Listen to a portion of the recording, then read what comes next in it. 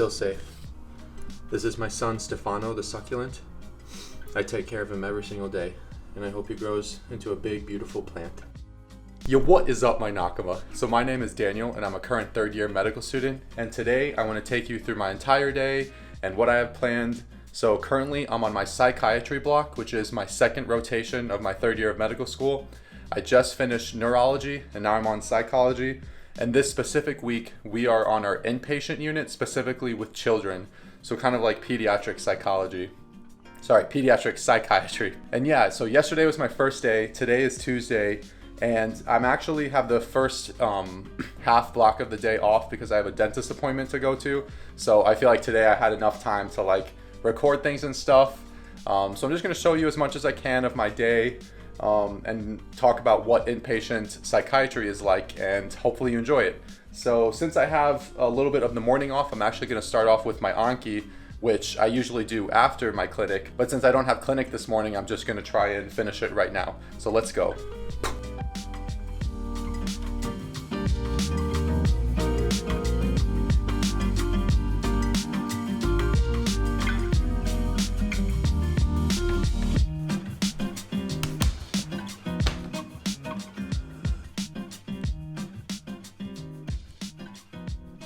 Okay, so now that I've finished my Anki, the next thing that I'm going to do is some practice questions. So basically Anki and practice questions are like my two main ways that I study for my shelf exams for each of my clinical rotations. So I'm going to do about 10 to 20 practice questions, and then after that I'm just going to read up on some of the patients that I've been following since Monday. So as I mentioned, I'm currently on inpatient child psychiatry. And so far, I think I might like it better than adults because I feel like I can relate better to children than I do to adults. But I do have to say that, some of the reasons that the children are in the unit are pretty sad and sometimes quite devastating. So it is sometimes kind of hard to see children in this state, but it just makes you want to, make sure that they get better and that they have a good stay, and that you really, treat the reason they're there and help them out moving forward. Because, they're only in the hospital maybe for 5 or 6 days until they're discharged once they get better. And during that time, if you can do as much as possible to make their stay, memorable, to treat them, to identify what's causing their psychiatric illness. And, you obviously can't resolve everything in just a short period of time, but at least you can do your best to send them on a better path than what they came in. And a lot of these children actually are really willing to change, and they really don't want to feel the way that they're feeling. They want to feel better, they want to feel more motivated, they just want to be happier overall. And so we do the best as we can as medical students and as physicians to make that happen. But so far I've enjoyed it a lot. Today we'll see how it goes. I'll update you guys a little bit later about how my day went, because I have to go to the dentist first.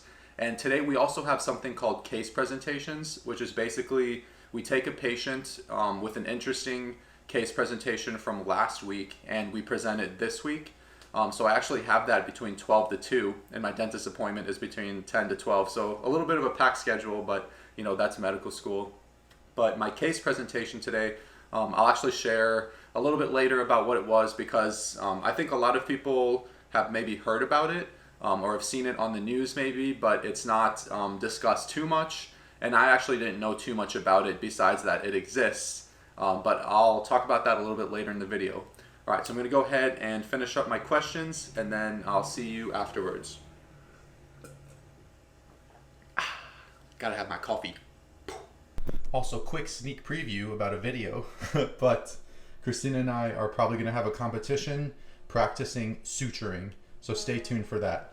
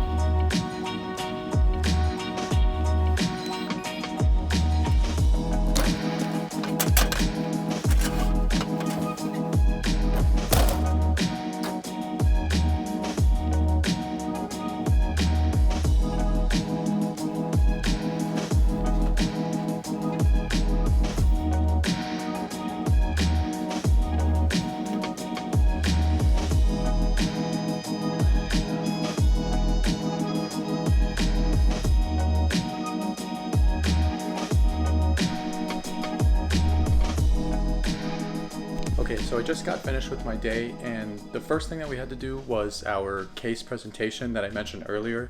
So my case presentation was about substance-induced psychosis, specifically steroid-induced psychosis, and it's a side effect that physicians generally don't mention to their patients, and it's something that is not really well known, at least amongst the general public. But basically, if you take any sort of steroids like prednisone or any other steroid, a certain dosage for a prolonged period of time, you could have a sort of psychotic episode or a manic episode.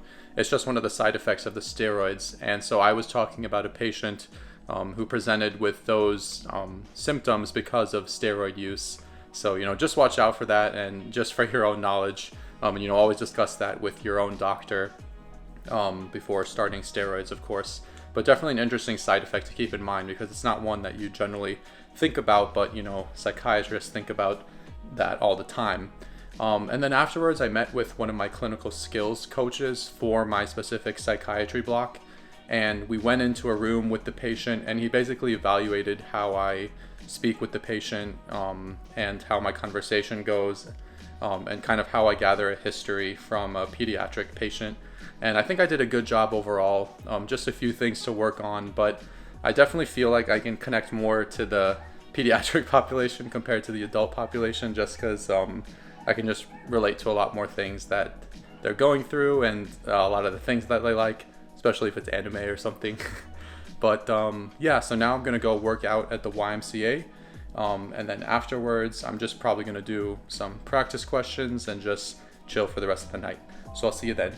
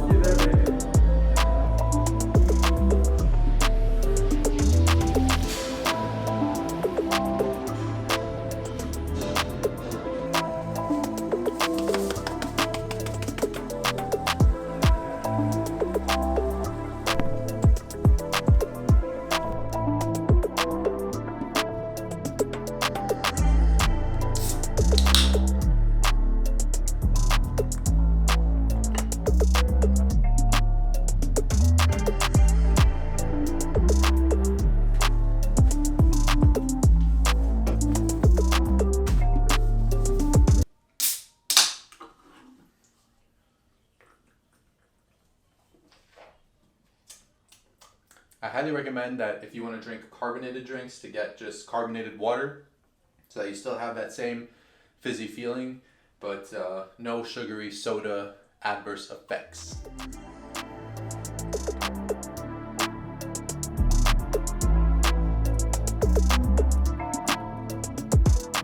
So this here is actually what our 4-week schedule looks like for psychiatry.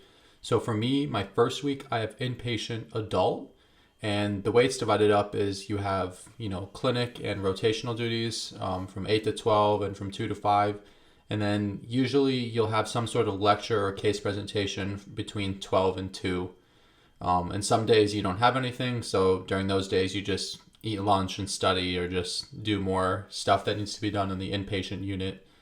And then we were on call this previous Saturday from 8 to 2. And that was actually really good experience for me, because I learned how to do so many things that are related to medicine, but that aren't necessarily like medicine related, as in we learned how to use this thing called Dragon, which is like a voice recording software to write notes. and you can make your notes really efficiently with that by just like recording your voice. It gets a little bit like of getting used to because you have to state like punctuation and like quotation marks and stuff when you want to insert them into a patient's note. But that was something really useful that we learned how to do during this Saturday on call shift. And so this is the current week I'm on. Today's actually Tuesday. So I actually skipped this morning because I took the half day off for my dentist appointment. We had our case presentation from 12 to 2, and then we just had some of our inpatient clinical duties from 2 to 5.